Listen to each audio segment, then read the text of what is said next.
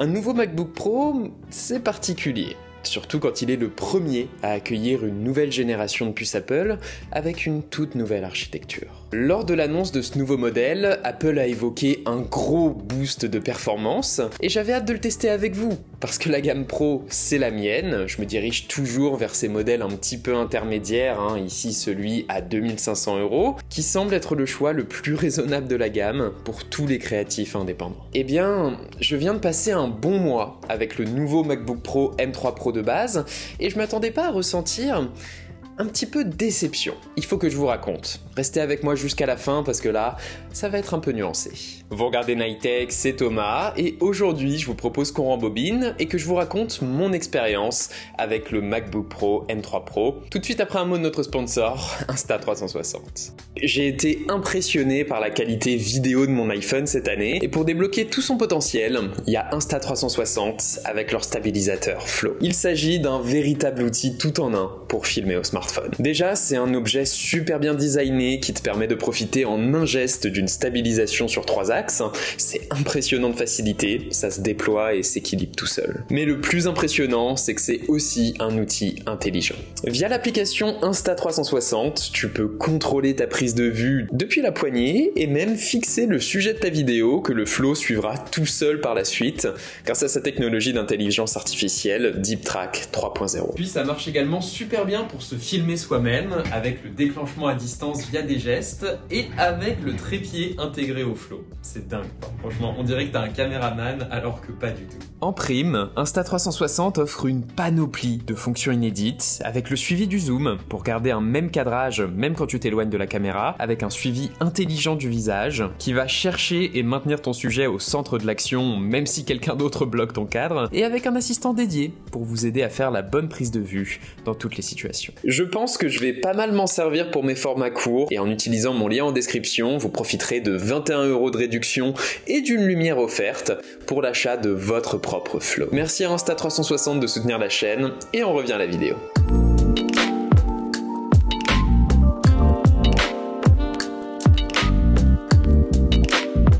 Alors c'est toujours un plaisir de redécouvrir un MacBook Pro et mes premières heures avec ont été excellentissimes. Déjà, oui, vous pouvez parler du noir sidéral, mais la couleur argent, ça reste la meilleure. Non seulement pour éviter les traces de doigts et de choc, mais aussi simplement pour ce magnifique contraste entre clavier sombre et boîtier clair. Bon, en tout cas, toujours au rendez-vous, ce design soigné et incroyablement qualitatif, qui pèse son poids, mais qui rassure tout de suite quant à sa fiabilité.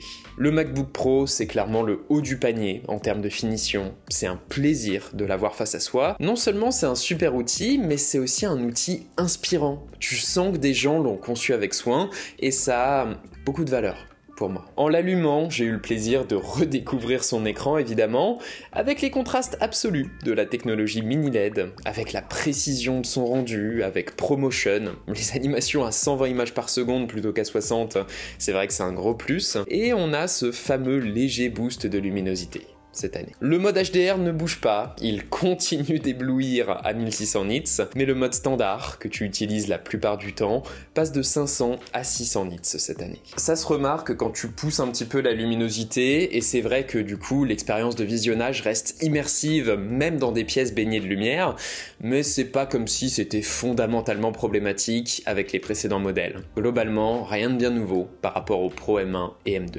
Mais justement, j'ai pu rapidement et tranquillement reprendre mes activités sur mon MacBook, ma veille informationnelle du matin, mon web design léger pour mon boulot de temps en temps, et bien sûr mon travail d'écriture. Et pour tout ça, c'est vrai que sur le coup, j'ai remarqué un léger boost de rapidité. Ça fait une petite demi-journée que je suis en train de m'amuser avec le MacBook. J'ai pu commencer à travailler sur Final Cut, faire mes montages, juste traîner sur mon ordinateur comme je fais d'habitude. Le truc auquel je m'attendais pas, c'est que sur tous mes petits trucs du quotidien, l'ouverture d'applications, quand j'ai besoin d'accéder à quelque chose rapidement, ce genre de truc, j'ai l'impression que tout est un peu plus rapide.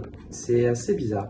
En fait, ça n'a rien de bizarre. Le petit avantage de M3 par rapport aux générations précédentes, c'est que cette puce est gravée en 3 nanomètres contre 5 auparavant. Plus une puce est gravée finement, plus elle est efficace pour faire circuler de l'information. Et ici, ça se traduit par un joli boost de 15% sur les performances de chacun de ces cœurs de processeur. Durant ce stade de découverte de la machine, j'étais super content. Le MacBook Pro reste cette machine super confortable, très bien équipée, avec un super design et une belle réactivité.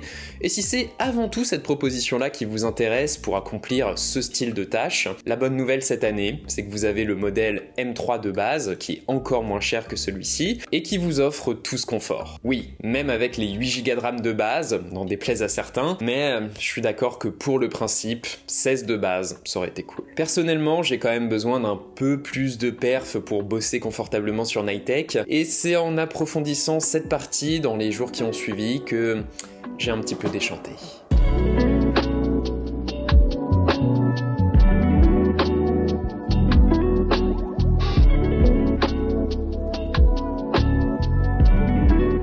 J'ai commencé tranquillement avec de la retouche photo sur Pixelmator pour faire mon travail de miniature, et en vrai, pas de soucis. Peu importe la puce Apple, c'est toujours la même rapidité, à moins d'exporter 30 ou 40 photos en même temps, ça passe très bien, c'est vif. Ensuite, pour le design sous Figma, c'est pas mal de passer de 16 à 18 Go de RAM. C'est pas grand chose, mais Figma est gourmand en mémoire, et j'ai moins de ralentissement en multipliant les onglets. Rien de fou, mais toujours sympa. Et ensuite, j'ai lancé Final Cut Pro. Oui, l'insupportable benchmark de tout youtubeur. Désolé, mais j'y passe des heures pour vous proposer ces vidéos. Alors déjà, tout est fluide. Le montage vidéo en 4K est super réactif, la timeline n'a vraiment pas de problème, même pour mes vidéos qui ont tendance à superposer beaucoup de rush en 4K. La seule limite que j'ai trouvée, c'est la même qu'avec les précédents modèles, c'est quand mes projets commencent à se faire vraiment longs. Style mon documentaire sur Johnny Ive là, ouais, le playback peut s'avérer un peu hésitant, parfois. Les exports sont toujours aussi rapides aussi. J'ai pu exporter la première vidéo que j'ai montée dessus, celle sur les accessoires Apple, en 5-6 minutes montre en main. Très confortable. Une telle vitesse, ça explose les Mac Intel, clairement, mais par rapport à M1 ou M2 Pro, je vois pas de grands changements. Et encore une fois, ça s'explique par la technique. Vous vous souvenez du boost de performance sur chaque cœur ? Bah c'est bien beau, mais quand t'intègres moins de cœurs que sur les générations précédentes, ça reste difficile, et la puce M3 Pro a beaucoup de mal à se démarquer. Ça reste positif, il reste performant, parfaitement silencieux, mais ça change pas des masses. Et même en venant d'une puce de la génération M1, vous aurez un peu de mal à faire la différence. Mais qu'à cela ne tienne, j'ai continué de l'utiliser en me disant qu'il y avait peut-être du mieux sur la partie graphique, par contre. Parce que bon, Apple a pas mal parlé de jeux vidéo avec ses nouveaux MacBooks. On se retrouve dans cette ambiance résolument intimiste parce que bon, j'avais pas envie de sortir toutes mes lumières juste pour continuer ma partie de The Witcher 3. Mais écoutez, The Witcher 3 sur le MacBook Pro M3 Pro, voyons voir un peu ce que ça donne. Alors pour les curieux, c'est la version Windows de The Witcher 3 que je fais tourner sur Mac via Crossover. Alors c'est toujours magnifique, mais je dois bien avouer que pour l'instant je vois pas spécialement de gain de fluidité ou quoi que ce soit. Essayons de régler un peu les réglages graphiques par rapport à ce que j'avais sur mon MacBook Pro M2 Pro peut-être. Bon, en même temps c'est vrai qu'on joue à la moitié de la résolution du MacBook, donc c'est quand même assez light. Essayons de passer de moyen à extrême. Ah, en extrême, il y a les effets de cheveux ultra fluides là. Ok, pas mal. Et bah, ça m'a toujours l'air pas mal.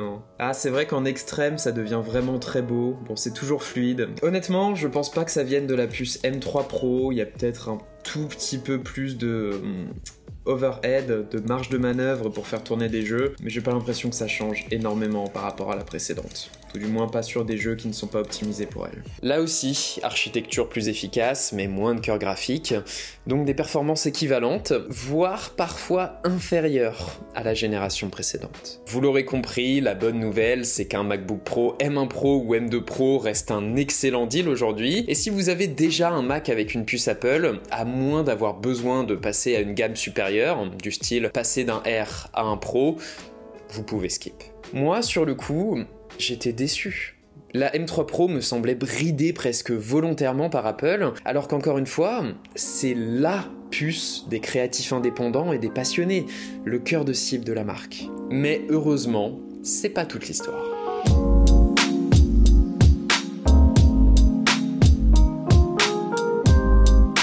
En continuant à utiliser ce MacBook au fil des semaines, j'ai commencé à soupçonner un truc. La puce M3 Pro ne semble pas mettre à profit sa nouvelle architecture pour augmenter ses performances, d'accord, mais elle semble faire pour augmenter son autonomie. Ok, hello tout le monde, je suis au taf, je viens de rentrer de mon entraînement du midi, j'ai genre 40 minutes devant moi pour commencer mon montage, et mon MacBook Pro est à 100% de batterie. On va voir comment ça se passe.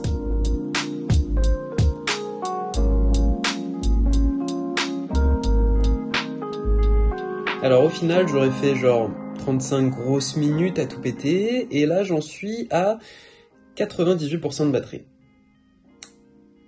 Alors ok, ça n'a rien de scientifique, et effectivement, en général, le premier pourcentage de batterie il met du temps à tomber, mais quand même, impressionnant. Les précédents MacBook de 14 pouces étaient très bons, mais celui-ci est juste increvable. J'ai eu l'impression de retrouver l'autonomie du MacBook Pro M1 simple de 13 pouces que je pouvais vraiment utiliser pendant plusieurs jours d'affilée sans souci. Ça fait super plaisir d'avoir à nouveau ce confort-là, de pouvoir faire du montage toute la journée sur batterie, tout en ayant les performances de la puce Pro. Et une nouvelle architecture, c'est pas que des performances brutes, c'est aussi des nouvelles fonctions. On a le Ray Tracing pour obtenir des éclairages beaucoup plus réalistes pour la 3D et les jeux, mais aucun jeu ne le supporte pour l'instant. Plus important, il y a le Dynamic Caching, qui permet à ce Mac de mieux gérer la mémoire à sa disposition. Paradoxalement, même si niveau puissance brute, ce MacBook n'avance pas, sur certaines tâches, ça lui permet de creuser énormément l'écart avec les générations précédentes. Malheureusement, c'est pas le cas pour les logiciels que moi j'utilise, mais pour ceux qui font de la 3D, sur Blender ou Cinema 4D, ce MacBook est presque 2 fois plus rapide que le précédent. C'est assez impressionnant. En vrai, je trouve ça super intéressant. D'une part parce que la puce M3 Pro vient montrer qu'une nouvelle puce peut apporter des choses au-delà des performances brutes, mais également dans la nouvelle gamme que ça dessine au sein des MacBook Pro. À côté du nouveau modèle avec la puce M3 de base, pour les simples passionnés, vous avez toujours les modèles Max bien sûr, qui offrent les performances ultimes qu'Apple a à proposer au prix d'un peu de chauffe et d'autonomie. Et entre les deux, vous avez les modèles Pro, qui ne sont plus simplement une version Max avec moins de cœur graphique, mais qui offrent un équilibre différent, avec plus d'autonomie, au détriment des performances. C'est désormais le MacBook Pro polyvalent par excellence, et quelque part, pour ce public de créatifs et d'enthousiastes, c'est pas dégueu comme positionnement.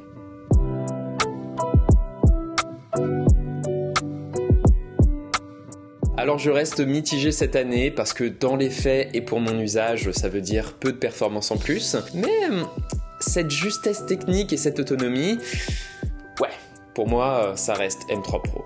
Et puis écoutez, j'espère que cette vidéo vous aura plu, qu'elle vous aura éventuellement aidé. Si c'est le cas, comme d'habitude, vous savez quoi faire. Suivez-moi sur Instagram également, j'y poste beaucoup de contenu. Et puis, moi je vous dis à jeudi prochain. Prenez soin de vous, à la semaine prochaine.